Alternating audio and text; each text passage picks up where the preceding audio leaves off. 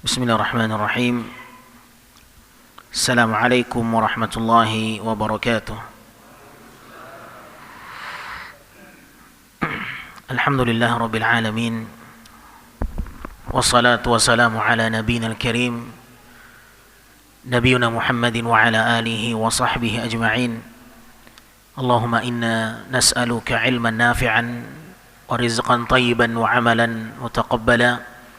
Allahumma 'allimna minhu ma jahilna wa dzakirna minhu ma nusina wanfa'na bima 'allamtana wa zidna 'ilman warzuqna fahma. Amma ba'd. Kaum muslimin, jamaah hadirin yang semoga dimuliakan Allah Subhanahu wa taala. Alhamdulillah, bersyukur kepada Allah Subhanahu wa taala dengan rahmat, nikmat dan karunia-Nya. Allah Subhanahu wa taala memberikan kita kekuatan, kesehatan dan kesempatan untuk hadir di dalam salah satu agenda yang mulia, majelis ilmu, taman dari taman-taman surga. Semoga anugerah yang Allah limpahkan kepada kita menjadi sebab yang dengannya Allah mudahkan kita masuk ke dalam surganya. Rasul sallallahu alaihi wasallam menyampaikan di dalam sebuah hadis yang sahih, diriwayatkan oleh Imam Al-Bukhari dan Imam Muslim, man yuridillahu bi khairan yufaqihu fid din. Barang siapa yang Allah inginkan kebaikan untuk hambanya, maka Allah akan mengarahkan hambanya untuk senantiasa bertafaqquh fid din, mempelajari agama. Tanda kebaikan seorang hamba manakala mereka selalu mempelajari agama Allah, sibuk dengan ilmu. Maka sibukkan diri kita dengan ilmu, karena menyibukkan diri dengan ilmu adalah tanda kebaikan yang Allah inginkan dari hambanya. Dan seseorang yang tidak menyukai ilmu, tidak ada kebaikan dalam dirinya. Imam Syafi'i rahimahullah mengatakan, man la yuhibbul ilma la khaira fihi. Barang siapa yang tidak suka dengan ilmu, maka tidak ada kebaikan dalam dirinya. Bagaimana seseorang akan mengetahui kebaikan sedangkan dia tidak mempelajarinya? Sedangkan mereka tidak cinta dengan ilmu. Dari ilmulah bermula setiap kebaikan. Saudaraku kaum muslimin yang dimuliakan Allah, Nabi SAW mengatakan, barang siapa yang meniti sebuah jalan dalam rangka menuntut ilmu, maka Allah akan mudahkan untuknya jalan kemana? Ke surga. Barang siapa yang meniti sebuah jalan, man salaka tariqan yaltamisu fihi ilma sahalallahu lahu bihi tariqan ilal jannah. Barang siapa yang meniti sebuah jalan dalam rangka menuntut ilmu, maka Allah akan mudahkan untuknya jalan ke surga. Hadis ini adalah rahasia siapapun yang ingin meraih kemudahan untuk masuk ke surga, maka carilah jalan untuk menuntut ilmu itu. Tempuhlah perjalanan untuk menuntut ilmu. Sebagaimana dahulu para sahabat, para ulama, mereka berjuang untuk menuntut ilmu. Saat ini kita sedang berusaha meniti jalan untuk ke surga, dan semoga Allah mudahkan kita masuk ke dalam surganya. Allahumma amin ya rabbal alamin. Ma'asyiral muslimin yang dimuliakan Allah, salawat beriringkan salam untuk Nabi kita yang mulia, Nabi Muhammad sallallahu alaihi wasallam. Allahumma salli ala Muhammadin wa alihi wa sahbihi wasallam. Hadirin yang dimuliakan Allah, bersyukur kita kepada Allah, kenikmatan berada di tempat yang sejuk, berada di tempat yang dingin. Ini kenikmatan atau bukan? Kenikmatan. Kalau kita matikan AC, kira-kira bagaimana rasanya? Panas ya? Panas. Di zaman Nabi SAW belum ada AC. Ya.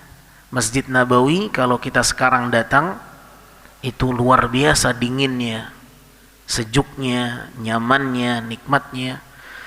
Dahulu di zaman Nabi SAW belum ada mesin yang bisa mendinginkan, panas yang sangat luar biasa. Dan Allah Subhanahu wa taala menjadikan nikmat salah satunya untuk kita semua adalah nikmat kesejukan berada di dalam rumahnya. Apabila saat ini kita merasakan nikmatnya duduk di dalam rumah Allah, tidak berkeringat, cuaca yang sejuk dan dingin, maka bersyukur kepada Allah Subhanahu wa taala. Karena dahulu para sahabat tidak merasakan kenikmatan ini. Dan kesejukan cuaca adalah merupakan salah satu nikmat di alam kubur. Dingin dan sejuk bisa menjadi salah satu nikmat bagi seseorang di alam kuburnya. Sebagaimana kubur di antara perkara yang mengerikan juga adalah kondisi yang panas. Mana yang akan kita pilih? Cuaca di alam kubur, dingin atau panas? Apakah bisa dikendalikan? Bisa. Rasul sallallahu alaihi wasallam berdoa kepada Allah agar diberikan kehidupan yang sejuk setelah kematian. Siapa yang hafal doanya?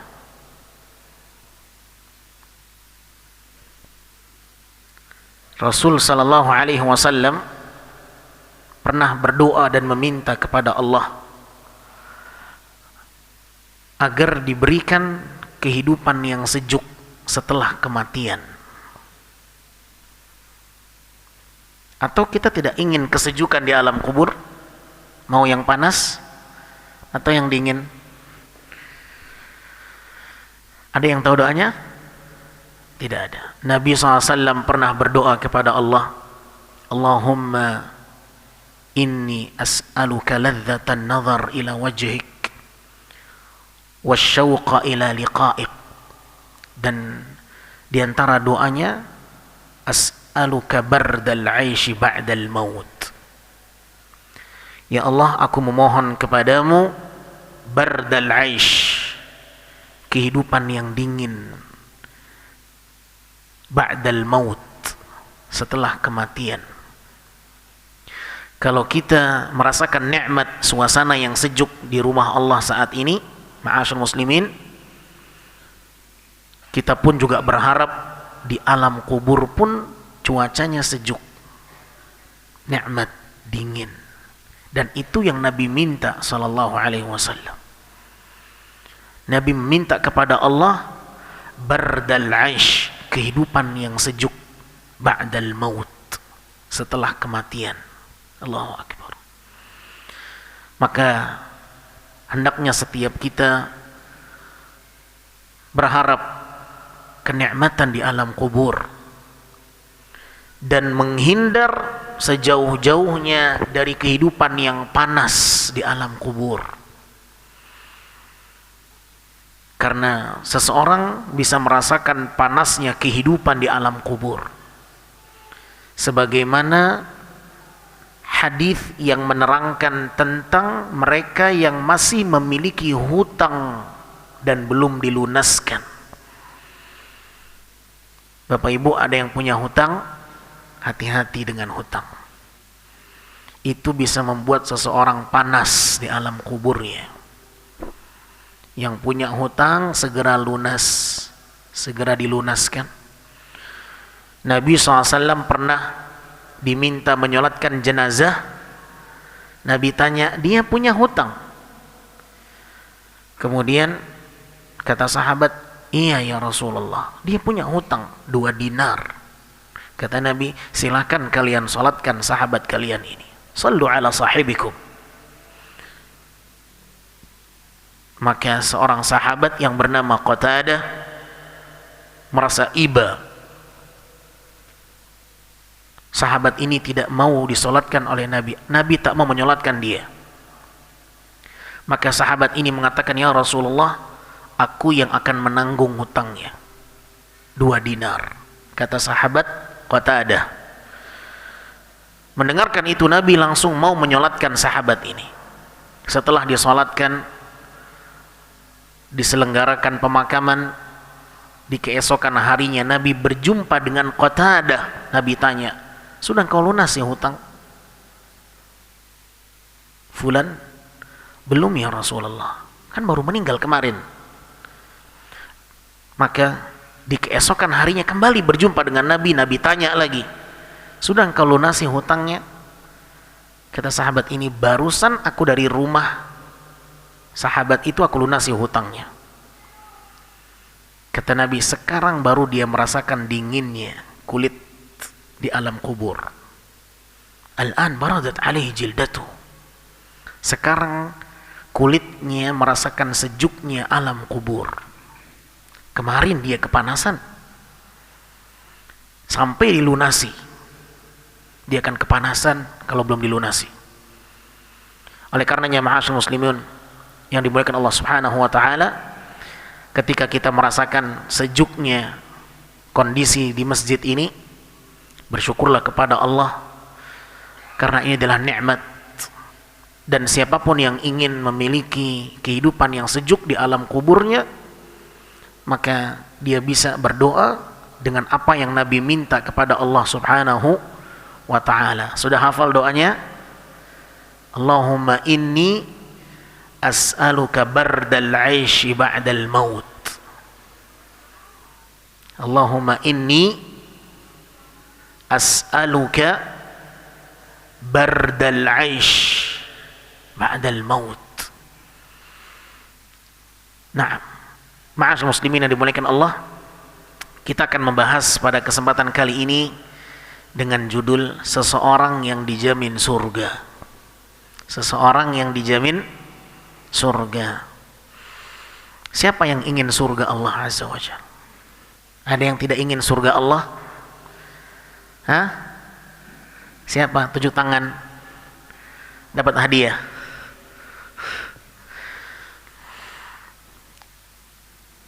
Kita akan membahas sebuah hadis yang bercerita tentang seorang sahabat yang dijamin surga. Ada istilah 10 sahabat yang dijamin surga. 10 sahabat yang dijamin surga. Siapa yang bisa menyebutkan semuanya? 10 sahabat itu. Kita nggak bahas semuanya. Kita akan membahas salah satu di antara 10 orang ini. Baik, tapi siapa yang bisa menyebutkan 10 sahabat yang dijamin surga yang memang Nabi sebutkan namanya secara terperinci 10 orang dalam riwayat. Di dalam sebuah hadis yang diriwayatkan oleh Imam Tirmidzi, Nabi SAW menyebutkan Abu Bakar fil jannah. Abu Bakar di surga. Umar fil jannah. Umar di surga. Uthman fil jannah. Wa Ali fil jannah. Wa Talhah bin Ubaidillah fil jannah. Wa Zubair fil jannah. Wa Abdurrahman fil jannah. Abdurrahman bin Auf. Wa Sa'ad fil jannah. Sa'ad bin Nabi Waqqas. wa Sa'id fil jannah, wa Abu Ubaidah Amir ibn al-Jarrah fil jannah. Nabi sebutkan ke-10 sahabat ini di dalam sebuah hadis yang diriwayatkan oleh Imam Tirmidzi dengan sanad yang sahih, sehingga dikenallah 10 orang sahabat yang diberitakan kabar gembira al-mubasysyirina bil jannah. Betapa bahagianya mereka mendapatkan berita surga dari orang yang sangat dicintai oleh Allah. Kebahagiaan apa yang lebih bahagia dibandingkan berita gembira akan surga untuk mereka? Bayangkan seandainya kita diberitakan Bapak mendapatkan haji gratis. Bagaimana perasaannya? Bahagia. Bapak mendapatkan umrah gratis. Subhanallah. Bahagia. Tetapi haji gratis, umrah gratis tak menjamin surga seseorang. Mereka, para sahabat yang 10 ini mendapatkan berita gembira dari Nabi SAW. Sungguh ini adalah puncak dari kenikmatan, dan kita pantas cemburu dengan mereka. Kita boleh cemburu dengan mereka yang telah mendapatkan berita gembira dari Nabi alaihi salatu wassalam. Dan kita ingin seandainya kita berada di posisi mereka. Tetapi apa yang bisa kita lakukan? Nabi SAW telah meninggal dunia. Tak mungkin lagi Nabi menyebutkan ada orang-orang setelahnya yang disebutkan oleh beliau sallallahu alaihi wasallam. Akan tetapi ketahuilah ma'asyal muslimin, siapapun yang ingin masuk ke dalam surga, maka ikutilah mereka yang telah dijamin surga itu. Salah seorang sahabat bertanya, "Ya Rasulullah, kaifa birajulin yuhibbul qaum wa lam yalhaq bihim?" Ya Rasulullah, bagaimana pandanganmu tentang seseorang yang mencintai satu kaum tetapi dia tidak bisa menyusul kaum itu? Dia mencintai suatu kaum tetapi dia tidak bisa menyusul kaum itu. Maka Nabi mengatakan, al-mar'u ma'a man ahabba. Seseorang itu akan dikumpulkan bersama orang yang mereka cintai. Kalau kita mencintai mereka, maka Allah akan kumpulkan kita bersama mereka di surga. Oleh karenanya ma'asyil muslimin, di antara cara agar kita juga bisa dimasukkan ke dalam surga bersama mereka, maka cintai mereka dan ikuti jejak langkah mereka. Rasul sallallahu alaihi wasallam pernah ditanya oleh salah seorang Arab Badui, "Ya Rasulullah, mata sa'ah?" Kapan hari kiamat dibangkitkan? Maka Nabi SAW mengatakan, "Ma a'adatta laha." Apa yang kau siapkan untuk hari kiamat itu? Karena yang terpenting adalah persiapan, bukan mengetahui hari kiamat. Yang terpenting apa? Menyiapkan hari kiamat. Apa yang kau akan bawa, bekal apa yang telah kau siapkan. Maka Nabi SAW bertanya kepadanya, "Ma a'adatta laha?" Apa yang kau siapkan untuk hari kiamat itu? Maka orang ini mengatakan, "Ma a'adattu laha min kathir salatin wala siyamin wala sadaqah walakinni uhibbullaha wa rasulah." Aku tidak menyiapkan untuk hari kiamat itu banyaknya salat, banyaknya puasa dan sedekah, tetapi aku berbekal dengan cinta kepada Allah dan Rasulnya. Maka Nabi SAW kemudian mengatakan, "Al-mar'u ma'a man ahabba." Sesungguhnya seseorang akan dikumpulkan oleh Allah bersama orang yang dia cintai. Anas bin Malik radhiyallahu anhu ketika mendengarkan ini dari Nabi SAW, maka beliau mengatakan, "Fama farihna bi syai'in farahana bi qaulin Nabi sallallahu alaihi wasallam anta ma'a man ahbabta." Tidak ada kegembiraan kami yang jauh lebih besar dibandingkan setelah kami mendengarkan Nabi mengatakan itu. Sesungguhnya seseorang akan dikumpulkan bersama orang yang dia cintai. Dan sungguh aku mencintai Rasulullah, Abu Bakar, Umar dan Uthman, dan aku berharap kecintaanku kepada mereka membuat aku dikumpulkan bersama mereka walaupun aku belum bisa menyamai mereka dalam amal. Wa in lam a'mal bimithli a'mali. Sungguh aku mencintai Rasul, Abu Bakar, Umar dan Uthman, wa arju bihubbi iyahum an akuna ma'ahum wa in lam a'mal bimithli a'malihim. Dan aku berharap dengan kecintaanku kepada mereka, aku dikumpulkan bersama mereka walaupun aku belum bisa menyamai mereka dalam amal. Saudaraku yang dimuliakan Allah Subhanahu wa taala, kalau kita ingin dikumpulkan bersama mereka penghuni surga, cintai mereka. Dan tidak ada bukti cinta yang benar kecuali ketika kita mengikuti jejak langkah mereka. Apa yang membuat mereka dijamin surga?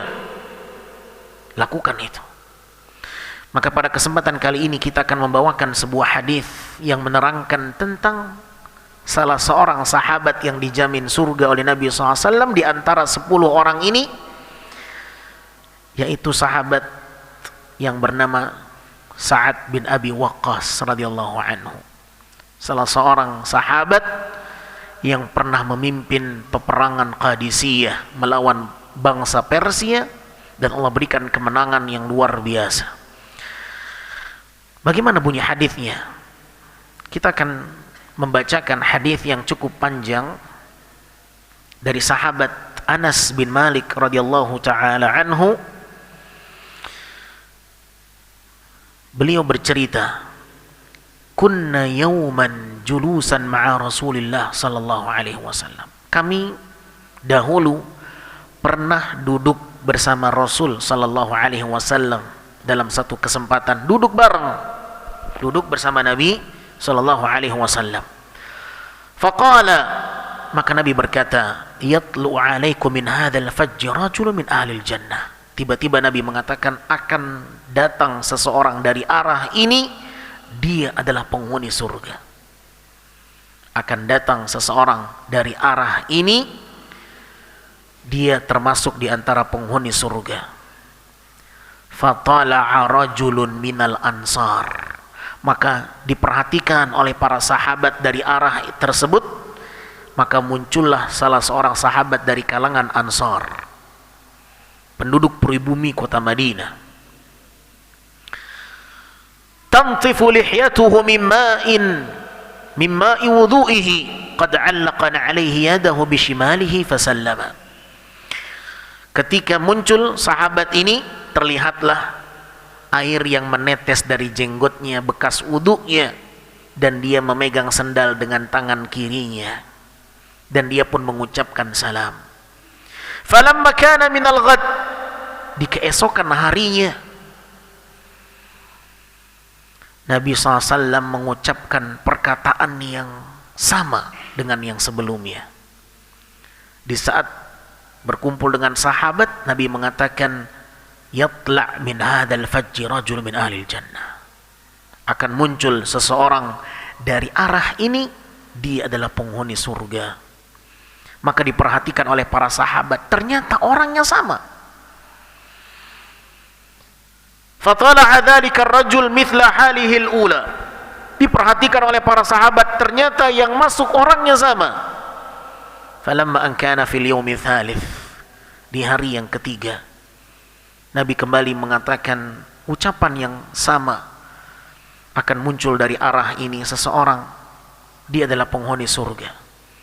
Fatala'a dzalika ar-rajul ala mithli halatihi al-ula. Ternyata yang muncul lagi-lagi sahabat yang sama. Dia adalah sahabat Sa'ad bin Abi Waqqas radhiyallahu anhu. Falamma qama an-nabiy sallallahu alaihi wasallam tabi'ahu Abdullah bin Amr bin As. Setelah hari yang ketiga, ketika majlis bubar, Nabi sallallahu alaihi wasallam pergi meninggalkan para sahabatnya. Para sahabat bubar dari majlis, berdirilah seorang sahabat yang penasaran dengan sahabat yang dijamin surga oleh Nabi sallallahu alaihi wasallam. Sahabat yang penasaran ini namanya Abdullah bin Amr bin As. Siapa? Abdullah bin Amr bin As. Dia penasaran, kenapa sahabat ini berulang kali diberitakan oleh Nabi SAW dia adalah penghuni surga. Apa kiranya amalan yang membuat sahabat ini dijamin surga oleh Nabi SAW? Ini yang akan diselidiki oleh sahabat Abdullah bin Amr bin As. Subhanallah, dia tidak mau kalah, dan begitulah seharusnya. Ketika kita tahu ada seseorang yang saleh, baik, maka kita harus mengikuti kebaikannya. Karena kita diperintahkan oleh agama mencari teman yang saleh, teman yang baik. Kata Nabi SAW, teman yang baik seperti ibarat apa? Penjual minyak wangi. Seperti seseorang yang sedang bertransaksi dengan penjual minyak wangi. Ya, kahamilil misk, seperti orang yang membawa, yang menjual minyak wangi. Kebaikannya kita akan dapatkan ketika kita bertransaksi dengan penjual minyak wangi. Bisa kita mendapatkan parfum atau minimal aroma yang sedap gratis. Seperti itulah efeknya ketika kita berteman dengan orang saleh. Setidaknya kita mendapatkan kebaikan darinya, karena teman itu akan menarik kita kepada kebiasaannya. Pepatah Arab mengatakan, as-sahibu sahib. Sahabat itu akan menarik. As-sahibu sahib. Sahabat itu akan menarik kita kepada kebiasaannya. Kalau kita punya teman yang baik, dia akan menarik kita kepada kebiasaan baik. Maka cari teman yang saleh. Jangan cari teman yang tidak saleh, berbahaya. Kita bisa hanyut, terbawa arus keburukannya, dan bisa merusak agama kita. Ya. Teman yang buruk seperti orang yang sedang dekat dengan pandai besi. Imma an yuhriqa thiyabak wa imma an tajida minhu rihan khabitha. Ada dua kemungkinan ketika engkau berada dekat dengan pandai besi. Bisa jadi percikan apinya membakar pakaianmu, atau setidaknya minimal engkau akan mendapatkan aroma yang tidak sedap. Nah, hadirin yang dimuliakan Allah Subhanahu wa taala, maka Abdullah bin Amr bin As tidak tinggal diam ketika mendengarkan apa yang Nabi sampaikan tentang sahabat yang dijamin surga. Berulang kali membuat dirinya penasaran, apa yang membuat sahabat ini dicap sebagai penghuni surga oleh Nabi sallallahu alaihi wasallam. Maka Abdullah bin Amr bin As mencari alasan agar dia bisa mendapatkan kesempatan menginap di rumah sahabat Ansar yang dijamin surga oleh Nabi sallallahu alaihi wasallam. Maka dia pun menginap selama 3 hari. Diizinkan untuk menginap di rumah sahabat yang diriwayatkan sahabat ini adalah Sa'ad bin Abi Waqqas radhiyallahu taala anhu. Ma'asyiral muslimin rahimani wa rahimakumullah. Berlalu 3 hari sahabat ini menginap di rumah sahabat Ansar. Berkata Anas bin Malik radhiyallahu anhu, "Fakana Abdullah yuhaddits." Abdullah bin Amr bin As bercerita ketika dia bersama dengan sahabat yang dijamin surga selama 3 malam. Falam yarahu yaqum minal laili syai'a. Sa'ad bin Abi Waqqas tidak terlihat mengerjakan sholat malam. Hanya saja ketika sahabat ini bangun, ta'arra minal lail, inqalaba ala firashihi, dzakara Allah azza wa jal, wa kabbara hatta yaqum li salatil fajr. Tidak didapati sahabat yang dijamin surga ini mengerjakan sholat malam,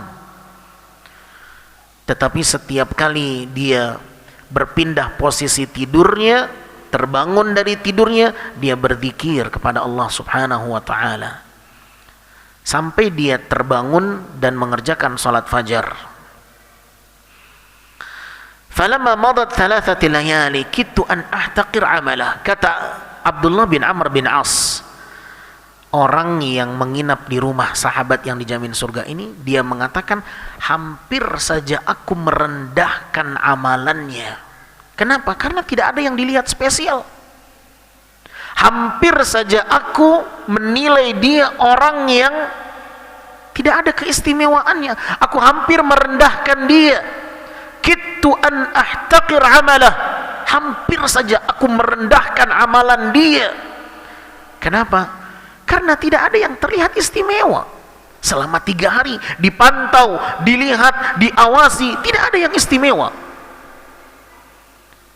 Maka aku pun berkata kepadanya, ya Abdullah, lam yakun baini wa baina walidi ghadab wala hajrah, walakinni sami'tu Rasulullah SAW yaqul laka 3 marrat, yatla' alaikum al-an rajul min ahli al-jannah, fatala'ta anta 3 marrat. Sesungguhnya tidak ada masalah antaraku dengan ayahku yang membuat aku harus menginap di rumahku. Akan tapi tujuanku menginap di rumahmu sengaja karena Nabi telah menyampaikan kepada kami tentang dirimu, yang akan muncul dari arah ini seseorang yang dia adalah penghuni surga, dan itu kami dapatkan dirimu sebanyak 3 kali Nabi mengulanginya. Fa'aradtu an awi ilaik, maka aku sengaja menginap di rumahmu, li'anzura amalak fa'aqtadi bik, agar aku melihat apa yang membuat engkau istimewa, amalan apa yang engkau kerjakan, agar aku bisa mengikutimu, meneladanimu, mencontohmu. Falam araka ta'mal kabirah, tetapi aku tak mendapatimu engkau melihat sesuatu yang besar. Aku tak melihatmu, tak mendapatimu engkau melakukan sesuatu yang besar. Faman alladhi balagha bika ma qala Rasul sallallahu alaihi wasallam. Lantas apa yang membuat dirimu sampai-sampai Nabi mengatakan kabar berita yang sangat luar biasa tentang dirimu, engkau telah dijamin surga? Maka sahabat ini mengatakan, ma huwa illa ma ra'ait, tidak ada yang spesial dariku kecuali apa yang kau lihat. Sahabat ini tidak ujub, sahabat ini tidak membanggakan dirinya. Dia mengatakan, ma huwa illa ma ra'ait, tidak ada yang spesial dariku kecuali apa yang kau lihat. Fama wallaitu da'ani, maka ketika aku ingin beranjak meninggalkan rumahnya, aku pun dipanggil olehnya, dan dia mengatakan, ma huwa illa ma ra'aita ghaira anni la ajidu fi nafsi ala muslim ghisha. Tidak ada yang spesial dariku kecuali aku tidak pernah mendapati diriku terhadap muslim yang lain ghish. Aku tidak pernah ada keinginan berbuat curang kepada seorang muslim. Wala ahsud ahadan ala khairin a'tahu Allah Ta'ala iyah, dan aku tidak pernah hasad kepada seseorang yang Allah berikan kebaikan kepadanya. Hanya itu saja, tidak ada yang lebih daripada itu. Mendengarkan keterangan ini, apa kata Abdullah bin Amr bin As? Hiyallati balagat bika wa hiyallati la nutiq. Inilah yang membuatmu mencapai kedudukan yang mulia, dan ini yang kami belum mampu melakukannya.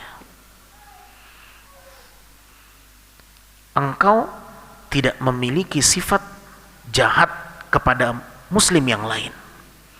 Tidak ada keinginan berbuat curang.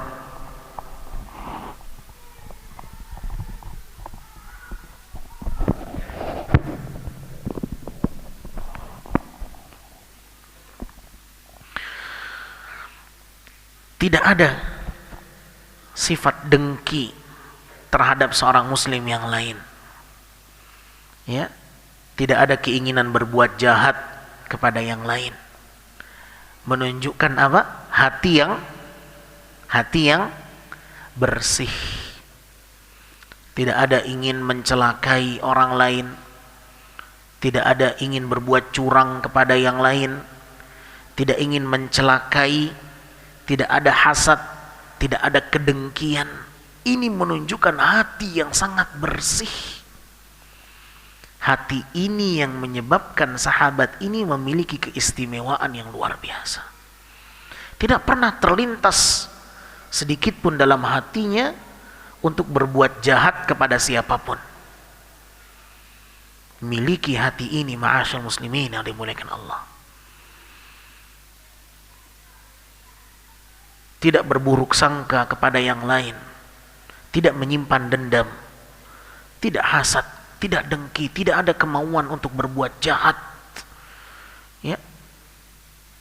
Dia selalu berbaik sangka kepada seorang muslim yang lain. Hadis ini diriwayatkan oleh Al-Imam An-Nasa'i dengan sanad yang sahih. Hadirin yang dimuliakan Allah Subhanahu wa taala, pelajaran yang bisa kita ambil dari hadis ini adalah hebatnya amalan hati. Hebatnya amalan hati. Jangan kita terfokus dengan amalan zahir. Tetapi terkadang hati menyimpan dendam kepada seorang muslim yang lain. Terkadang kita sibuk beribadah, baca Quran, mengerjakan salat, berpuasa, haji, umrah, tetapi hati kita masih menyimpan kedengkian kepada muslim yang lain. Hatinya kotor. Ingat, penghuni surga. Siapa penghuni surga itu? Penghuni surga adalah orang-orang yang memiliki hati yang bersih. Hati yang tidak menyimpan kedengkian kepada saudaranya yang lain. Wa naza'na ma fi sudurihim min ghillin ikhwana. Dan kami cabut sifat kedengkian di dalam hati mereka, para penghuni surga. Penghuni surga adalah mereka yang berjiwa bersih. Orang-orang yang berhati bersih ini yang akan mendapatkan keselamatan. Yauma la yanfa'u malun wala banun. Hari kiamat adalah hari yang tak ada lagi manfaat harta dan anak keturunan, kata Allah. Di dalam surat Asy-Syu'ara ayat 88 89 Allah bercerita bahwa pada hari kiamat harta tidak lagi berarti. Anak keturunan yang kita banggakan tidak akan memberikan arti sedikit pun kecuali ketika Anda datang dengan hati yang bersih. Yauma la yanfa'u malun wala banun illa man atallaha biqalbin salim. Kata Allah, hari kiamat adalah hari yang tak akan ada manfaatnya dikala itu harta dan anak keturunan. Sekarang kita mungkin membanggakan anak saya sukses, anak saya doktor, profesor, dia berhasil dengan jabatannya, pangkatnya, kekayaannya, kekuasaannya. Mungkin kita membanggakan dia di kehidupan dunia, tetapi di hari kiamat itu tidak akan berarti, tidak akan bermanfaat sedikit pun, kecuali mereka yang datang menghadap Allah dengan hati yang selamat, hati yang bersih. Illa man atallaha biqalbin salim. Berusahalah memiliki hati yang bersih ketika Anda menghadap Allah Subhanahu wa taala. Nah, sudah masuk Isya? Baik. Oleh karenanya, ma'asyarul muslimin rahimani wa rahimakumullah, kesimpulan dan pelajaran yang bisa kita petik dari hadis ini, bahwa hendaknya setiap muslim berusaha untuk membersihkan hatinya, bukan hanya bersemangat beribadah yang nampak dan terlihat secara zahir, tetapi terkadang hatinya masih menyimpan kebencian kepada saudaranya. Ini adalah penyakit yang sering melanda kaum muslimin. Dengan seorang muslim yang lain saling membenci, dengan muslim yang lain saling mendengki. Nah, ini golongannya apa ini? Ini golongannya apa? Saling membenci. Padahal Nabi mengatakan al-muslimu akhul muslim. Seorang muslim adalah saudara bagi muslim yang lain. Rasul sallallahu alaihi wasallam mengatakan dalam hadis yang sahih yang diriwayatkan oleh Imam Al-Bukhari dan Imam Muslim, Nabi mengatakan al-muslimu akhul muslim la yadhlimuhu wa la yuslimuhu. Seorang muslim itu adalah saudara bagi muslim yang lain. La yadhlimuhu, tidak boleh saling menzalimi. Tidak boleh saling melukai, tidak boleh saling membenci. Wala yuslimuhu, dan tidak boleh dia menyerahkan saudaranya. Apa maksudnya? Tidak boleh dia membiarkan saudaranya dizalimi oleh siapapun, dan jangan dia membiarkan saudaranya berbuat kezaliman. La yadhlimuhu wa la yuslimuhu. Seorang muslim itu saudara bagi muslim yang lain. Tidak boleh saling menzalimi dan tidak boleh membiarkan saudaranya dizalimi atau melakukan kezaliman. Catat ini baik-baik, ma'asyiral muslimin. Ya, konsekuensi persaudaraan sesama muslim, konsekuensinya tidak boleh menzalimi dan tidak boleh membiarkan saudara kita jatuh dalam kezaliman. Kalau kita tahu dia melakukan kezaliman, tak boleh kita biarkan dia. Ingatkan, nasihatkan, jangan dibiarkan. Harus ada kepedulian. Ya, dia berbuat maksiat, ingatkan. Jangan dibiarkan. Unsur akhaka zaliman aw madhluma, kata Nabi SAW. Tolong saudaramu, baik dia berbuat zalim atau dizalimi. Bingung para sahabat.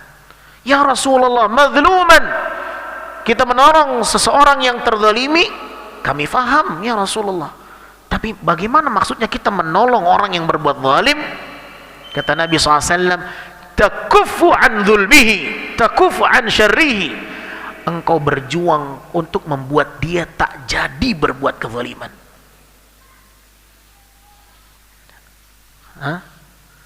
Baik, kita istirahat sejenak, mendengarkan azan dan mengerjakan salat Isya. Insyaallah kita lanjutkan selepas salat. Wassallallahu wasallam ala nabiyina Muhammadin wa alihi wa sahbihi wasallam.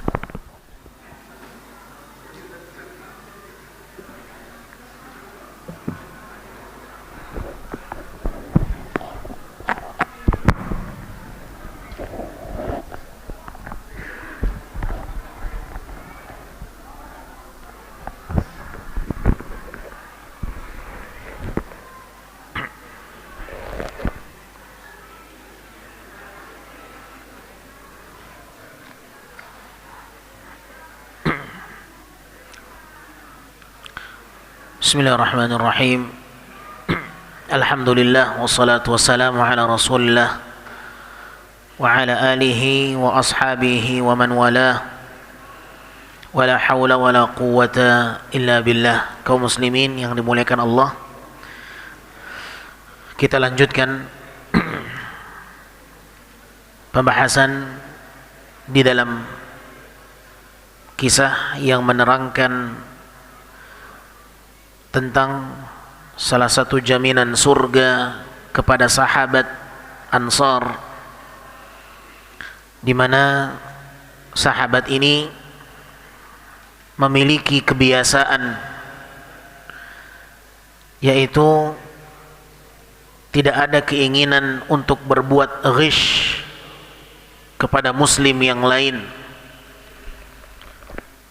Ghish adalah perbuatan curang, menipu, mengkhianati, mengelabui, memperdaya, mencemarkan nama baik dan lainnya.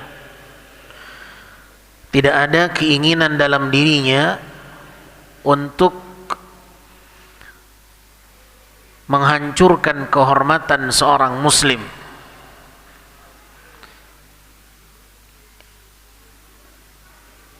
Dan tidak ada keinginannya untuk hasad dan dengki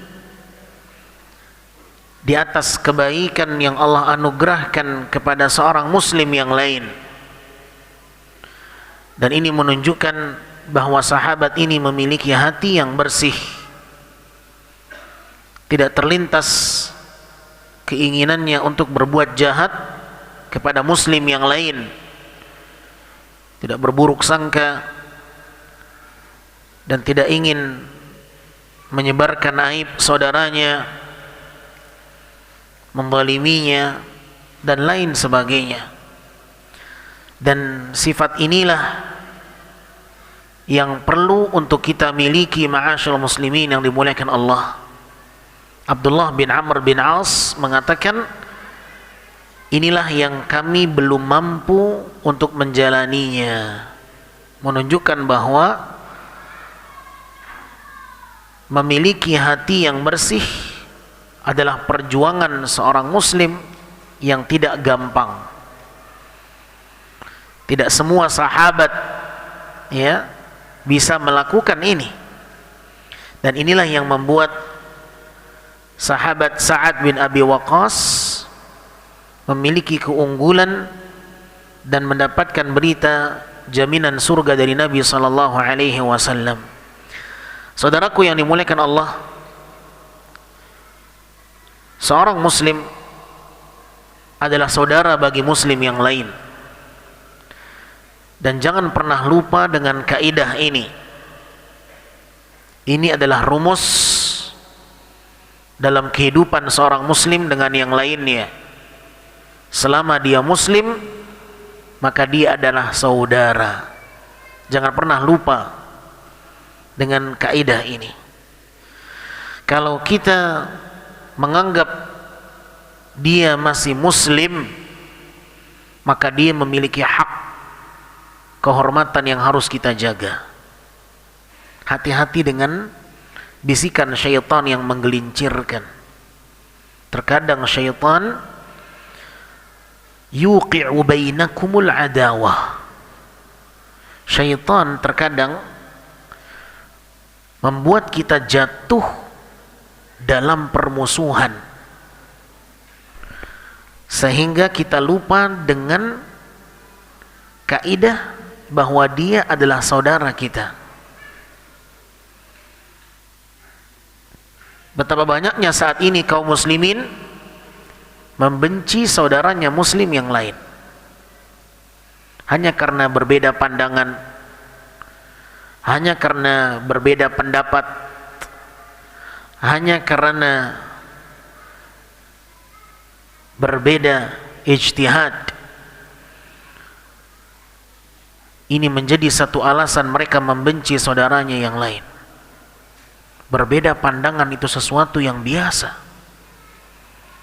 Tetapi mengapa justru kaum muslimin membenci saudaranya hanya karena masalah ijtihad?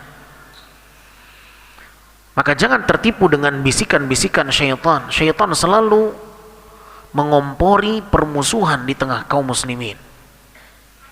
Maka ingat, Nabi sallallahu alaihi wasallam mengatakan di dalam sebuah hadis, "Wala tahasadu, wala tabaghadu, wala tadabaru, wa kunu ibadallahi ikhwana." Nabi sallallahu alaihi wasallam mengatakan, jangan kalian saling dengki, jangan kalian saling membenci, jangan kalian saling hasad, saling membelakangi. Lihat bahasa Nabi SAW. Wala tahasadu, jangan saling hasad. Wala tabaghadu, jangan saling membenci. Wala tadabaru, jangan saling membelakangi. Kita terkadang kalau sedang bermusuhan saling membelakangi. Hah? Pernah atau tidak? Pernah atau tidak? Pengalaman? Masya Allah, tabaraka. Atau masih sampai sekarang? Masih istiqomah? Allahu Akbar. Ingat, Nabi mengatakan jangan saling membelakangi, harus dilawan. Itu bisikan syaitan. Oleh karenanya Nabi SAW mengatakan, wa kunu ibadallahi ikhwana, jadilah kalian saudara, hamba Allah yang saling bersaudara. Wa kunu ibadallahi ikhwana, jadilah kalian hamba-hamba Allah yang saling bersaudara. Jangan lupa dengan kaidah ini. Syaitan akan berusaha membuat kita saling bermusuhan. Ya, terkadang masalah yang kecil menjadi besar. Kenapa? Karena api yang kecil ditiup oleh syaitan menjadi besar. Dan seorang muslim harus berlapang dada memaafkan kesalahan saudaranya. Al-kadhimina al-ghayza wal-'afina 'anil nas. Siapa orang-orang yang dipuji oleh Allah dalam Al-Quran? Mereka adalah orang-orang yang hatinya bersih, tidak menyimpan dendam, selalu memaafkan saudaranya. Ini sifat Sa'ad bin Abi Waqqas. Tidak pernah ada kemauan untuk berbuat jahat kepada saudaranya. Tidak ada keinginan berbuat curang kepada saudaranya. Tidak ada keinginan untuk menipu, mengkhianati, mencemarkan nama baik saudaranya. Ghish. Tidak ada keinginan itu dalam diri Sa'ad bin Abi Waqqas radhiyallahu anhu. Dan tidak ada keinginan hasad, dengki kepada seorang muslim yang lain. Ya, bersihkan hati. Jangan hanya sibuk sholat, jangan hanya sibuk baca Quran, tapi hatinya tak dia bersihkan. Ya, terkadang membersihkan hati ini lebih berat dibandingkan hanya sebatas mengerjakan sholat. Memaafkan tak semudah mengerjakan sholat. Ada orang-orang yang sholat, baca Quran, bermajelis ta'lim, berumrah, berhaji, memaafkan tidak bisa. Berat baginya. Ya, maka menunjukkan bahwa memiliki hati yang bersih ini bukan satu hal yang mudah. Oleh karenanya apa kata Abdullah bin Amr bin As? Ini yang kami belum mampu. Makanya Sa'ad bin Abi Waqqas mendapatkan berita gembira, dijamin surga. Dan ini yang harus diperjuangkan oleh seorang muslim. Bagaimana memiliki hati yang bersih. Hati yang bersih adalah hati yang tidak ada keinginan untuk menzalimi saudaranya dan membiarkan saudaranya jatuh dalam kezaliman. Hadirin yang dimuliakan Allah Azza wa Jalla, di antara tanda-tanda hati yang bersih adalah tidak gampang marah. Ya, tidak mudah emosi. Rasul sallallahu alaihi wasallam mengatakan, laisa syadidu bisur'ah, bukanlah orang yang hebat itu yang menang dalam perkelahian dan pergulatan. Innama syadidul ladzi yamliku nafsahu 'indal ghadab, akan tapi orang yang hebat adalah orang yang bisa mengendalikan dirinya ketika marah dan emosi memuncak. Dia bisa mengendalikan dirinya ketika sedang marah. Ini orang yang hebat, kata Nabi SAW. Hadits ini sahih, diriwayatkan oleh Imam Al-Bukhari dan Imam Muslim. Ini diantara tanda seseorang memiliki hati yang bersih. Hadirin yang dimuliakan Allah, memiliki kesalehan jati diri adalah satu hal yang harus diperjuangkan. Teruslah berusaha memperbaiki diri. Bahkan Nabi Ibrahim, beliau berdoa kepada Allah agar digolongkan menjadi hamba yang saleh. Nabi Ibrahim ini kelasnya Al-Khalil, sang kekasih Allah. Nabi Ibrahim itu gelarnya apa? Khalilullah, sang kekasih Allah. Ya. Beliau di antara doanya Allah sebutkan dalam surat Asy-Syu'ara ayat 83. Rabbi habli hukman wa alhiqni bisalihin. Ya Allah, anugerahkan kepadaku hukman. Apa hukman? Ilmu yang banyak, kata Ibnu Abbas. Ya. Ilman katsira. Rabbi habli hukman. Ya Allah, anugerahkan kepadaku hukum, mengetahui ahkam, mendapatkan ilmu yang banyak, wa alhiqni bisalihin, dan golongkan aku menjadi orang-orang yang saleh. Nabi Ibrahim meminta kepada Allah agar dikaruniakan menjadi orang yang baik. Padahal beliau itu seorang nabi, tetapi beliau masih berharap agar Allah menganugerahkan sifat saleh dalam dirinya. Ikhwatul iman rahimani wa rahimakumullah, ada salah seorang sahabat, dia mengeluh di hadapan Nabi sallallahu alaihi wasallam tentang perlakuan kerabatnya. Kita terkadang punya kerabat, keluarga, tetapi sangat membenci kita, tidak suka dengan kita. Apakah dibenarkan kita memutus hubungan silaturahim dengan mereka? Sahabat Nabi sallallahu alaihi wasallam pernah bercerita, Abu Hurairah mengatakan, anna rajulan qala ya Rasulullah, ada seorang lelaki, dia bercerita, ya Rasulullah, innali qarabah, aku punya kerabat, asiluhum wa yaqta'uni, aku selalu bersilaturahim, menyambung hubungan baik dengan mereka, tetapi mereka memutus hubungan denganku. Punya enggak kerabat yang seperti ini? Kerabat yang tidak mau berhubungan dengan kita, selalu buruk hubungannya dengan kita. Itu pernah terjadi dalam kehidupan seorang sahabat. Dia bercerita, ya Rasulullah, innali qarabah, aku punya kerabat, asiluhum wa yaqta'uni, aku selalu menjalin hubungan dengan mereka, tetapi mereka memutus hubungan denganku. Wa uhsinu ilaihim wa yusi'una ilayya, aku selalu berbuat baik kepada mereka, tetapi mereka selalu berbuat jahat kepadaku. Wa ahlumu anhum wa yajhaluna alayya, aku selalu memaafkan kesalahan mereka, tetapi mereka selalu mencela, mencaci dan menghinaku.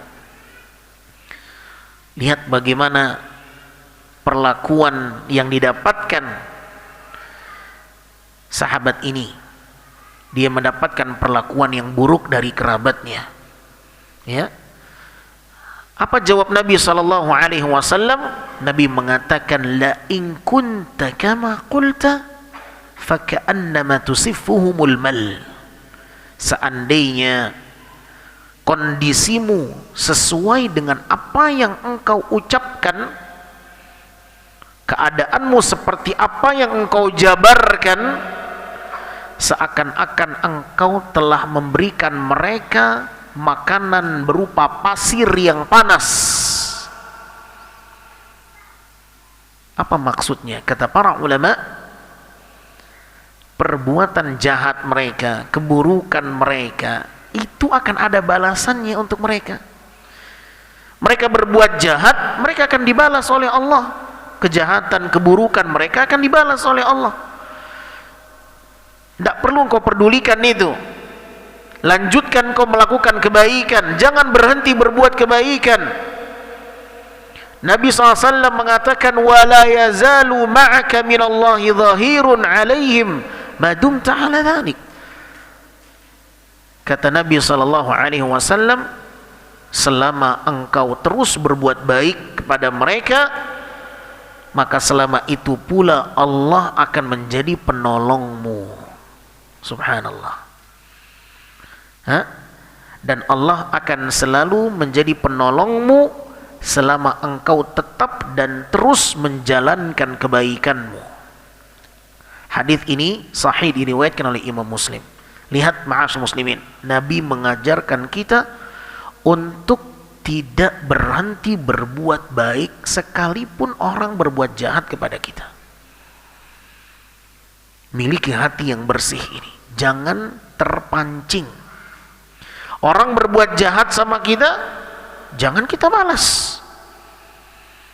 Mereka mengusir kita, mereka menuduh kita dengan tuduhan yang tidak-tidak, mereka akan dibalas oleh Allah. Allah tidak buta, Allah tidak tuli, Allah maha melihat, Allah maha tahu apa yang diperbuat, kezaliman yang mereka lakukan. Allah maha adil. Tidak usah kita sibuk membalas keburukan mereka. Allah mengetahui apa yang terjadi. Ya, lihat sahabat ini diperlakukan buruk oleh kerabatnya. Dia memaafkan, malah dicela. Dia menjalin hubungan baik, mereka malah memutus hubungan itu. Dia berbuat baik, dibalas kejahatan. Air susu dibalas dengan air tuba. Tetapi apakah Nabi SAW mengatakan kepadanya, kalau itu kondisinya, sudah putus saja hubungan dengan mereka? Nabi tak mengatakan itu. Tetapi justru Nabi memberikan motivasi kepadanya, kalau seandainya itu yang terjadi, maka perbuatanmu terhadap mereka seakan-akan mereka telah memakan pasir yang panas.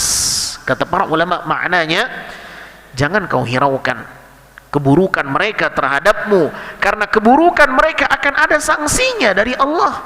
Yang penting bagimu terus lakukan kebaikan, bermental baja sebagai seorang muslim, lakukan kebaikan. Apapun kata orang, lakukan kebaikan. Ya, mau mereka membalas kita, menuduh kita dengan tuduhan yang tidak benar, Islam mengajarkan kita untuk terus bermental baja, melakukan kebaikan apapun kata orang. Ya, jangan bermental baper, dikit-dikit bawa perasaan lah. Nabi SAW yang selalu menjadi inspirasi dalam dakwah.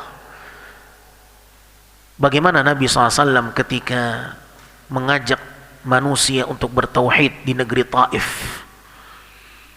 Nabi SAW menyampaikan dakwah kepada penduduk Taif agar mereka mau memeluk agama Islam, agar mereka selamat, tidak menyembah patung, tidak melakukan kesyirikan. Tetapi apa yang didapatkan oleh Nabi SAW? Lemparan batu. Ini rintangan dalam berdakwah. Nabi dilempari apa? Batu, sehingga bercucuran darah dari tubuh Nabi yang mulia alaihi salatu wassalam. Di saat itu Allah mengutus malaikatul jibal, Allah mengutus malaikat gunung kepada Nabi SAW. Malaikat gunung diutus oleh Allah untuk mendatangi Nabi, meminta izin kepada Nabi SAW. Seandainya engkau mengizinkan wahai Muhammad, aku akan campakkan gunung kepada penduduk Taif yang telah melemparimu batu. Batu dibalas batu. Gak main-main, ya, gunung yang akan dicampakkan kepada mereka kalau engkau mengizinkan wahai Muhammad. Kalau Nabi tidak memiliki hati yang bersih, Nabi memainkan emosionalnya, habis sudah penduduk Taif gitu.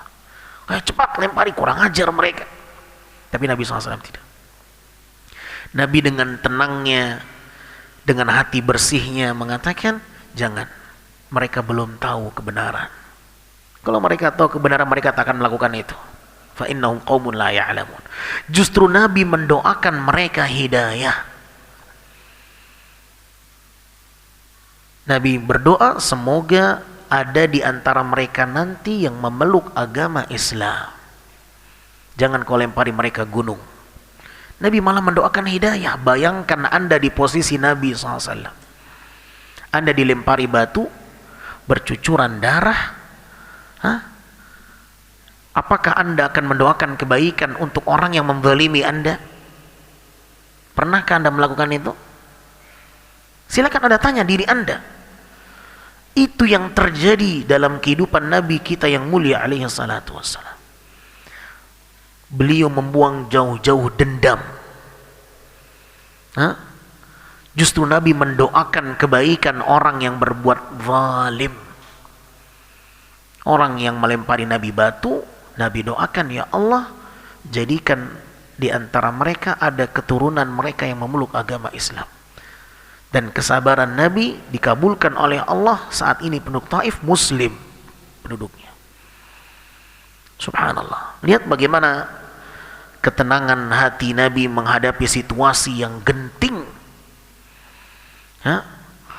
Dilempari batu satu kampung. Pernah bayangkan?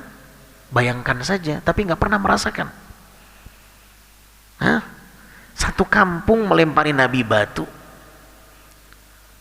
Subhanallah. Itulah rintangan Nabi dalam berdakwah. Tetapi apakah Nabi SAW lantas meninggalkan dakwah karena rintangan yang begitu besar? Tidak. Nabi bermental baja. Nabi disiapkan oleh Allah Azza wa Jal sebagai manusia terbaik pilihannya. Tidak salah pilih. Manusia yang kuat dalam berdakwah. Tidak diterima di Mekah, Nabi cari ladang dakwah yang lain di Taif. Nabi berharap di Taif ada yang mau menerima Nabi SAW. Ya, subhanallah. Ahibati fillah yang dimuliakan Allah Azza wa Jal. Satu hari Nabi SAW didatangi oleh seorang pemuda. Seorang pemuda datang kepada Nabi meminta izin untuk berzina.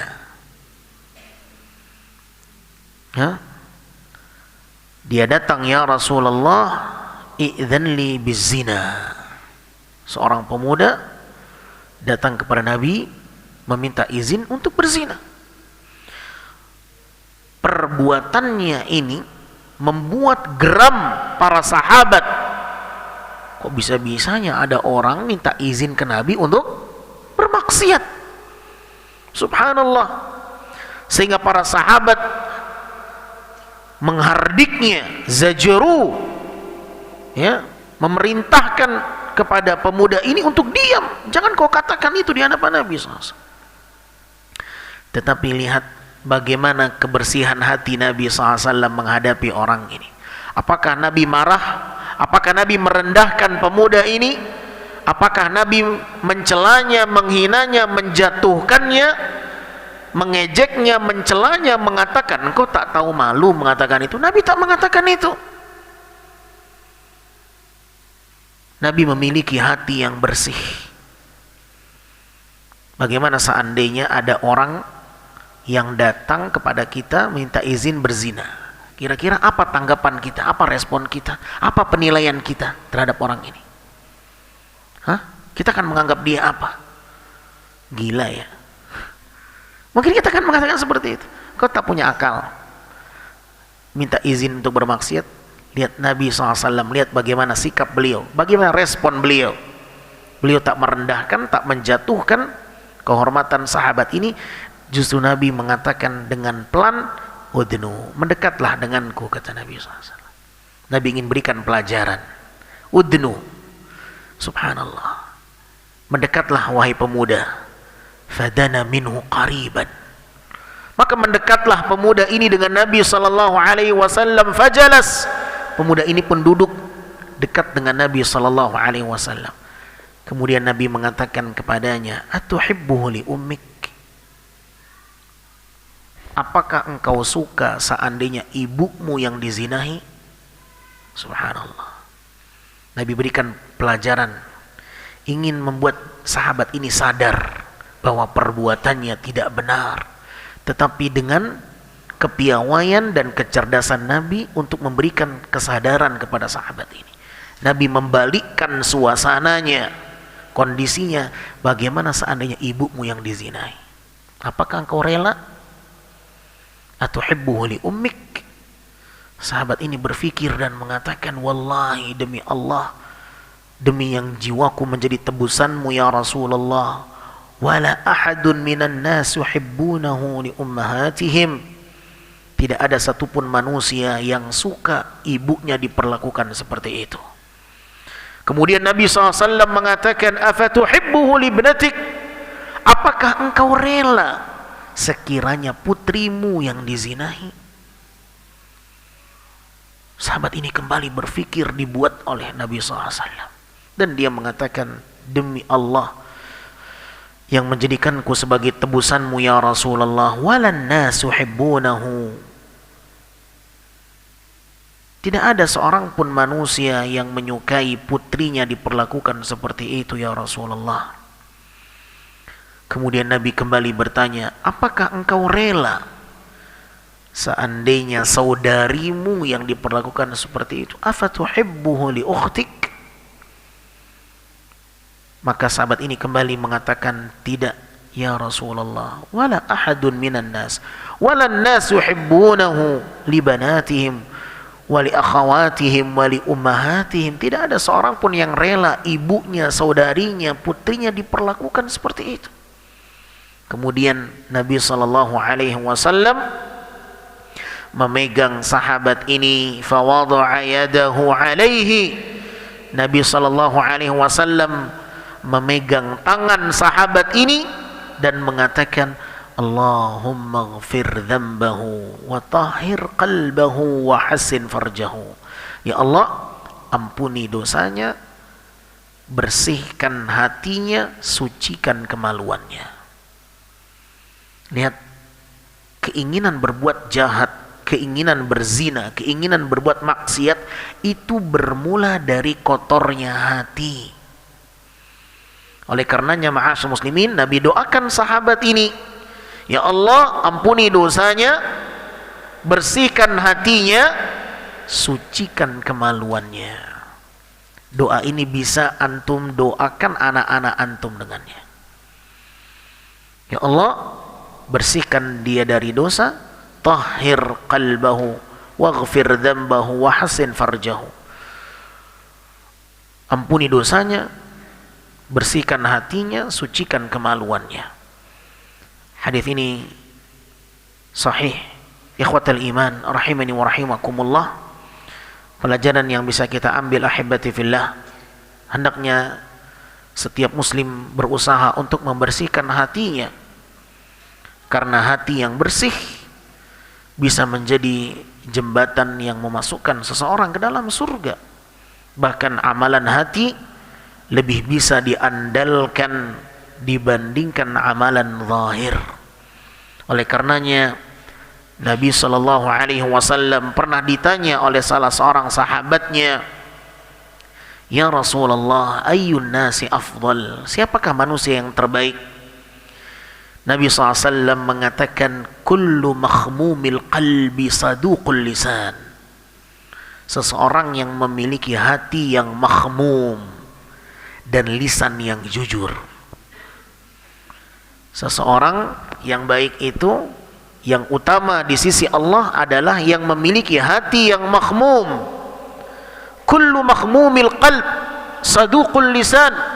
Seseorang yang memiliki hati yang makhmum dan lisan yang jujur. Para sahabat bertanya, ya Rasulullah, saduqul lisan na'rifu, fama makhmumul qalb?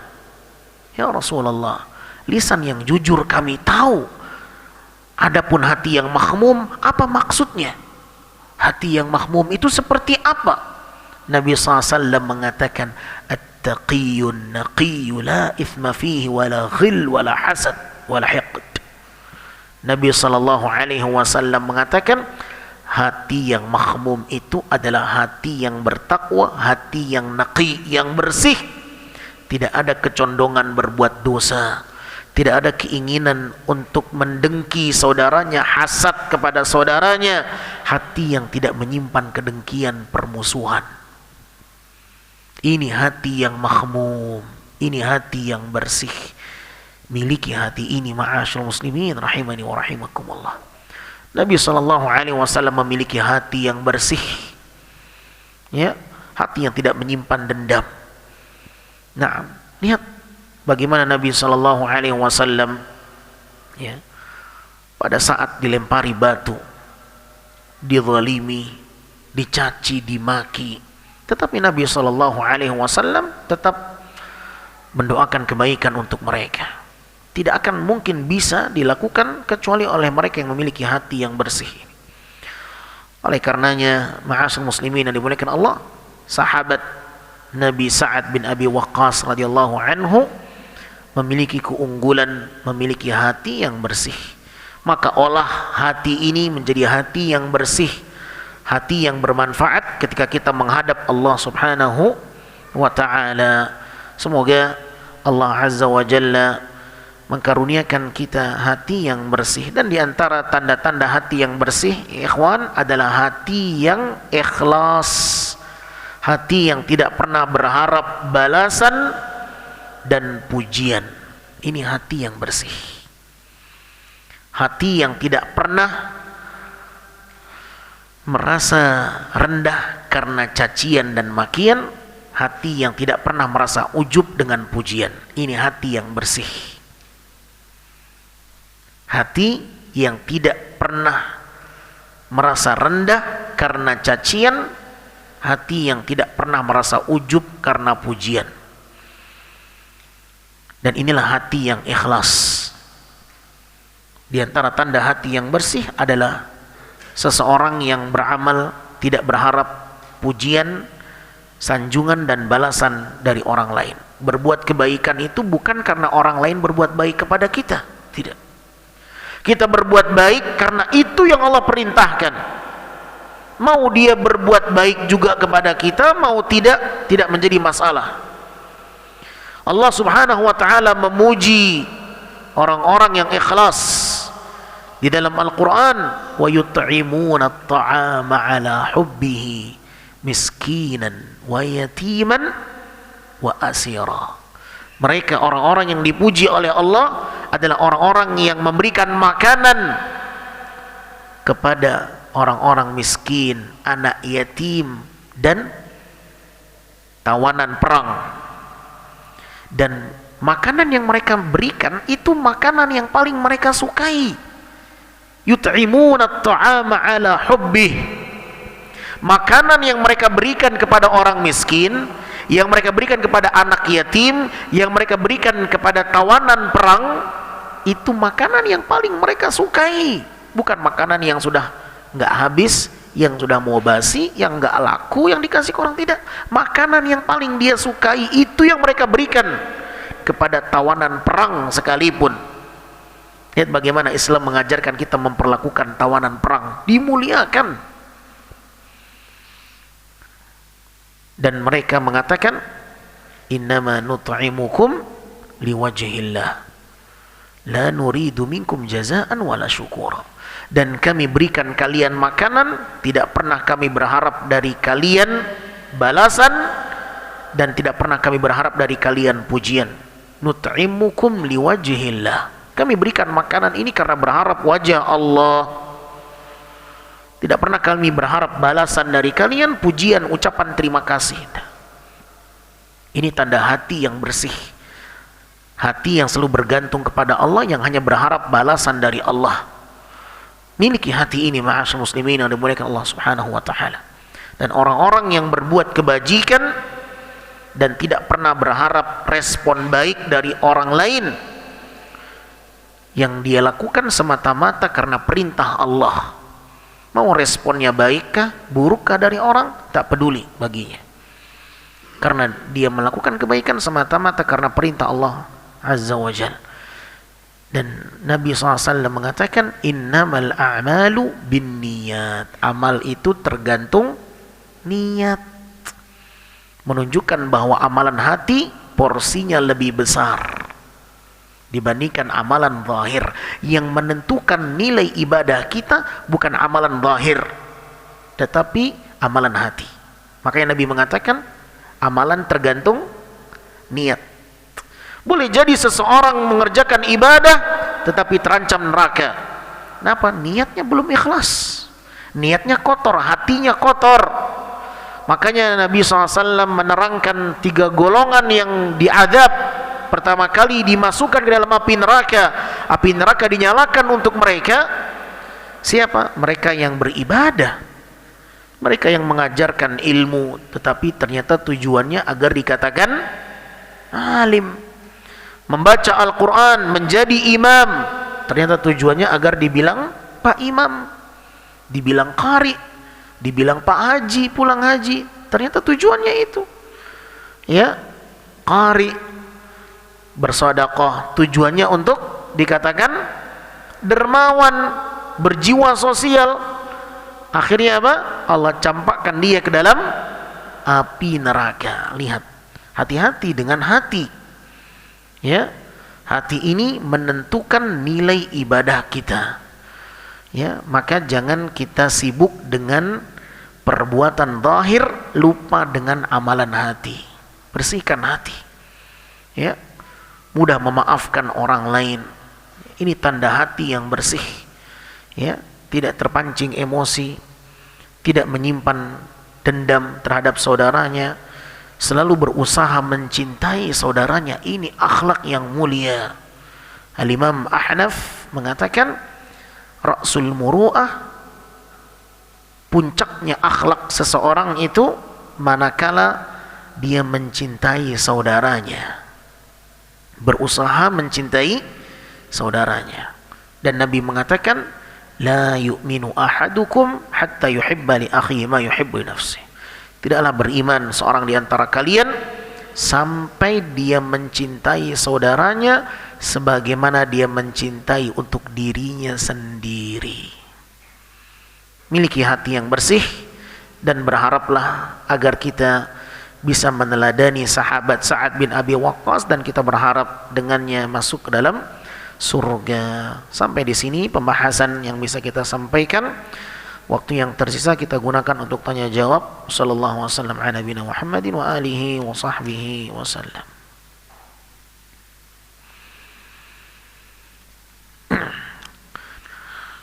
Di sini ada pertanyaan, bolehkah kita meninggalkan amar ma'ruf nahi mungkar atau menghindari sifat riya? Hibati fillah yang dimuliakan Allah. Al-Imam Ibnu Qayyim Al-Jauziyah rahimahullah mengatakan, as-sakitu 'anil munkar syaitanun akhras. Seseorang yang mendiamkan kemungkaran adalah syaitan yang bisu. Seseorang yang mendiamkan kemungkaran layaknya syaitan yang bisu. Nah, syaitan itu tidak ada istilahnya menasehati orang lain. Justru dia akan membisikkan kita agar jatuh dalam perangkap. Jangan kita mengikuti jejak langkah syaitan. Ikuti jejak langkah para nabi dan para rasul. Selalu mengingatkan saudaranya, beramar ma'ruf nahi mungkar. Ini ciri khas umat Nabi Muhammad sallallahu alaihi wasallam. Umat Nabi Muhammad dipuji oleh Allah dalam Al-Quran sebagai umat yang terbaik. Kenapa? Karena mereka selalu beramar ma'ruf nahi mungkar. Kuntum khaira ummatin ukhrijat linnas. Kalian sebaik-baik umat. Kenapa? Karena kalian selalu keluar menemui manusia. Ta'muruna bil ma'ruf, kalian mengajak manusia kepada yang ma'ruf. Wa tanhauna 'anil munkari wa tu'minuna billah. Kalian selalu memberikan peringatan kepada orang lain, menasehati. Agama dibangun di atas nasihat. Agama tidak akan tegak tanpa nasihat. Kalau kita mendiamkan kemungkaran, maka yang akan terjadi kemungkaran akan semakin merajalela. Ya, maka tidak benar meninggalkan amar ma'ruf nahi mungkar karena menghindari sifat riya. Ini tidak benar, ini bisikan syaitan. Ini membuat dia akhirnya tidak mau mengingatkan saudaranya di atas kebaikan. Dia akan membiarkan saudaranya hanyut dalam keburukan. Berarti dia menjadi mitranya syaitan. Dia menjadi tangan panjangnya syaitan. Dia menjadi anteknya syaitan. Dia yang menjunjung tinggi program-program syaitan. Ya, mensukseskan misi dan visi syaitan. Tidak benar. Ya, justru kita harus mengingatkan mereka, menolong mereka. Dan ingat, meninggalkan amar ma'ruf nahi mungkar termasuk di antara sebab seseorang tidak akan dikabulkan doanya oleh Allah Subhanahu wa taala. Ya? Meninggalkan amar ma'ruf nahi mungkar termasuk di antara penghalang terkabulnya doa. Rasul sallallahu alaihi wasallam pernah menyampaikan dalam sebuah hadis, yushiku an tanzil alaikum hijaratan minas sama. Hampir saja Allah menghujani kalian dengan hujan batu. Kemudian kalian berdoa kepada Allah dan Allah tidak akan mengabulkan doa kalian karena kalian tidak mau beramar ma'ruf nahi mungkar. Nah, la ta'murunna bil ma'ruf wa la tanhawunna 'anil munkar aw la yushikanallahu an ya'ummahum 'iqaba thumma tad'unahu fala yustajaba lakum aw kama qala Nabi alaihi salatu wassalam. Sungguh kalian akan beramar ma'ruf nahi mungkar, atau kalau tidak Allah akan menimpakan bala, musibah kepada kalian, lantas kemudian kalian berdoa meminta kepada Allah agar musibah terangkat dari kalian dan Allah tidak akan mengabulkan keinginan kalian. Dari sini para ulama mengatakan bahwa seorang yang tidak mau beramar ma'ruf nahi mungkar berarti dia telah menghendaki untuk dirinya terhalangi dari kebaikan. Di antara kebaikan yang terhalangi darinya, dia tidak ingin dikabulkan doanya oleh Allah Subhanahu wa taala. Oleh karenanya ikhwatal iman, apabila kita sering berdoa dan merasa doa kita tidak dikabulkan oleh Allah Subhanahu wa taala, boleh jadi karena kita tidak peduli dengan hak saudara kita. Dia butuh nasihat, kita tidak menasehati dia, maka Allah juga tidak akan peduli dengan urusan kita. Karena Allah akan menolong hambanya selama hambanya menolong sesama mereka. Wallahu fi 'aunil 'abdi ma kana al-'abdu fi 'auni akhi. Allah akan senantiasa menolong hambanya selama hambanya peduli kepada saudaranya yang lain. Kalau kita tidak peduli dengan saudara kita, Allah juga tidak akan peduli dengan kita. Makanya di antara penghalang terkabulnya doa, Allah tidak akan mengabulkan doa seorang karena dia tidak peduli dengan kebutuhan saudaranya dan hak saudaranya. Nah, jangan hanya kita menyalahkan Allah, kenapa Allah tak mengabulkan doa saya? Kita yang belum benar menjalani kehidupan hablum minan nas dan hablum minallah, belum benar kita menjalankannya. Ya, maka perbaiki cara kita beribadah dan beragama dengan baik dan benar. Wallahu a'lam bishawab.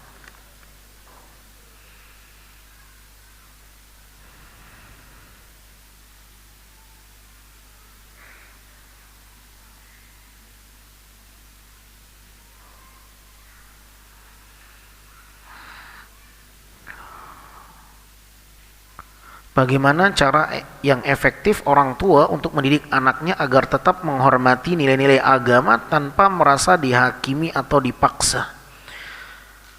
Ajarkan agama kepadanya dengan sabar. Ajarkan anak kita agama dengan sabar, bukan dengan emosi, dengan kasih sayang. Ya. Dengan perlahan, dengan tahapan, bukan dengan paksaan. Nah, dan berdoa kepada Allah agar mereka mendapatkan hidayah. Nabi Ibrahim, beliau berdoa kepada Allah agar anak-anaknya menjadi anak-anak yang mendirikan salat, meminta kepada Allah, Rabbi ja'alni muqima salati wa min dzurriyyati. Ya Allah, jadikan aku, anak keturunanku, orang-orang yang mendirikan salat. Kembali kepada Allah, meminta kepada Allah Azza wa Jalla. Kemudian cobalah dengan trik-trik memberikan reward, ya, penghargaan, hadiah. Nak, kalau engkau salat, Allah akan sayang kepadamu. Nah, dan coba mengiringinya dengan ancaman, ya, dengan motivasi dan ancaman. Iringi itu di dalam berdakwah. Kalau engkau tidak menjaga salat, Allah akan marah kepadamu. Engkau akan disiksa nanti di hari kiamat. Kalau engkau tidak mau salat, maka ibu ayah tidak bisa menolongmu pada hari kiamat. Kalau engkau ingin selamat, tidak diazab, disiksa, maka engkau harus selamatkan dirimu. Tunaikan salat. Kalau tidak, engkau akan diazab di alam kubur. Kalau seandainya itu membuatnya tergerak, akhirnya dia mau mengerjakan salat, ya, berikan motivasi, hadiah, ya, sehingga apa yang kita perbuat sebagai apresiasi membuatnya merasa bahwa usahanya dihargai, memiliki makna di tengah orang tuanya, sehingga dia akan termotivasi untuk terus meningkatkan kebaikan-kebaikan itu, ya. Sehingga dengan itu seseorang diharapkan mudah untuk mengajak anaknya kepada kebaikan. Kemudian berdoa kepada Allah, karena yang memiliki hatinya adalah Allah Subhanahu wa ta'ala. Orang tua tidak bisa memberikan taufik kepada anaknya kecuali hidayah dari Allah Subhanahu wa ta'ala. Sebagaimana para nabi, mereka berdoa untuk anak-anak mereka, maka kita pun juga harus berdoa untuk anak-anak kita. Nabi Ibrahim berdoa kepada Allah agar anaknya tidak menyembah patung. Ya, Rabbi ja'al hadzal balada amina wajnubni wa baniya an na'budal asnam. Ya, itu doa Nabi Ibrahim. Ya, ya Allah, jauhkan aku, anak keturunanku, dari kesyirikan menyembah patung. Nabi Ibrahim bergantung kepada Allah, ya, berharap hidayah Allah berikan kepadanya dan anak keturunannya, dan jangan memaksakan kehendak Allah. Allah Maha tahu kapan Allah memberikan untuk hambanya. Boleh jadi Allah berikan hidayah untuk anak kita setelah kita meninggal dunia. Nah, yakinlah apa yang kita minta, Allah tahu keinginan kita, Allah mendengar apa yang kita panjatkan, dan yakinlah Allah akan mengabulkan permohonan kita. Jangan pernah berburuk sangka dengan Allah. Allah Maha tahu kapan yang terbaik untuk diberikan kepada hambanya.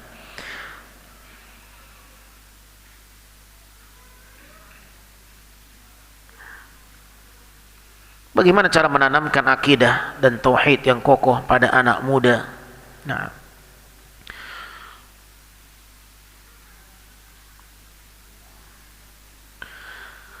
menanamkan mereka dengan ilmu, mengarahkan mereka di atas ilmu. Nah, tidak ada yang lebih daripada itu. Ajak mereka untuk belajar agama. Dengan cara itu mereka mengetahui agamanya dan akidahnya.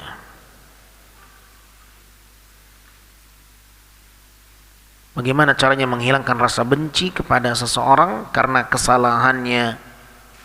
Karena salah satu kekurangan saya adalah bisa memaafkan orang lain, tapi sulit menjalin komunikasi kembali dengan orang yang sudah membuat kesal, sakit hati. Berharap wajah Allah Nah, berharap balasan dari Allah itu yang harus kita usahakan. Nah, Nabi SAW mengatakan sebaik-baik dua orang yang sedang berseteru adalah yang paling pertama mengucapkan salam. Yang pertama kali menegur, Assalamualaikum. Hah?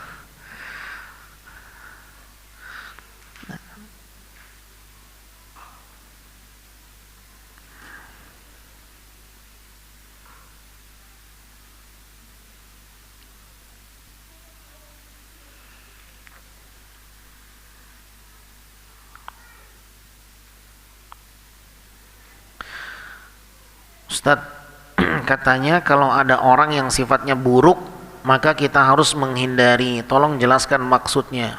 Nah, seperti yang kita sampaikan di awal tadi, mencari teman yang saleh dan menjauh dari teman yang buruk. Nah, karena apabila kita berteman dengan teman yang buruk, yang tidak baik, dikhawatirkan keburukannya akan menular ke kita. Dikhawatirkan kejelekannya akan mempengaruhi kehidupan kita. Nah, oleh karenanya Syekh Shalih bin Utsaimin rahimahullah, beliau memberikan peringatan kepada mereka yang keluar negeri mengambil beasiswa, belajar di luar tetapi tidak perhatian dengan kondisi lingkungan di tempat tinggalnya nanti. Faman kanat hijratuhu ila Allah wa rasulih fa hijratuhu ila Allah wa rasulih. Barang siapa yang hijrahnya karena Allah dan Rasulnya, maka nilai hijrahnya karena Allah dan Rasulnya. Barang siapa yang hijrahnya karena dunia atau karena wanita yang ingin dia nikahi, maka nilai hijrahnya pun demikian. Beliau membahas dan mengupas hadis ini dengan pembahasan adanya sebagian orang yang tak peduli dengan kemurnian agamanya karena meninggalkan lingkungannya yang baik menuju lingkungan yang lebih buruk. Pergi belajar mengambil beasiswa di luar negeri padahal mayoritas orang kufar di sana. Bukankah seharusnya seorang muslim mencari kehidupan yang kondusif untuk agamanya? Bagaimana salat berjamaahnya terjaga, bagaimana lingkungannya orang-orang saleh. Bagaimana kalau seandainya dia keluar negeri dan teman-temannya semuanya orang-orang kufar, bercampur laki-laki dengan perempuan di kampusnya, pergaulan bebas, diskotik malam harinya. Siapa yang akan mengawasi orang tua? Kita taunya bangga anak kita keluar ambil beasiswa luar negeri. Ternyata dia menjalin hubungan yang terlarang, berzina. Kita membanggakan dia tanpa kita menyadari mereka telah tercemar agamanya. Seharusnya seorang muslim mencari lingkungan yang kondusif untuk agamanya. Ya. Berhijrah ke tempat yang lebih memberikan dukungan penuh, agamanya terjaga. Nah, maka ini harus menjadi perhatian para orang tua. Jangan tergiur dengan tawaran beasiswa anaknya ke luar negeri tetapi tidak peduli dengan kondisi lingkungan mereka di sana. Siapa yang akan menjamin mereka akan menjaga salat berjamaahnya? Jangan-jangan di tempat tinggal dia di sana tidak ada masjid di lingkungannya. Nanti dia nggak jaga salat berjamaah. Lebih baik di sini, tinggal di sini, dia jaga salat berjamaah. Hidup ini kan untuk beribadah, bukan untuk dunia. Nah, wallahu a'lam bishawab. Baik, jamaah, sampai di sini pembahasan kita, mudah-mudahan bermanfaat. Kurang lebihnya saya mohon maaf. Wabillahi taufiq. Subhanakallahumma wa bihamdika asyhadu an la ilaha illa anta astaghfiruka wa atubu ilaik. Assalamualaikum warahmatullahi wabarakatuh.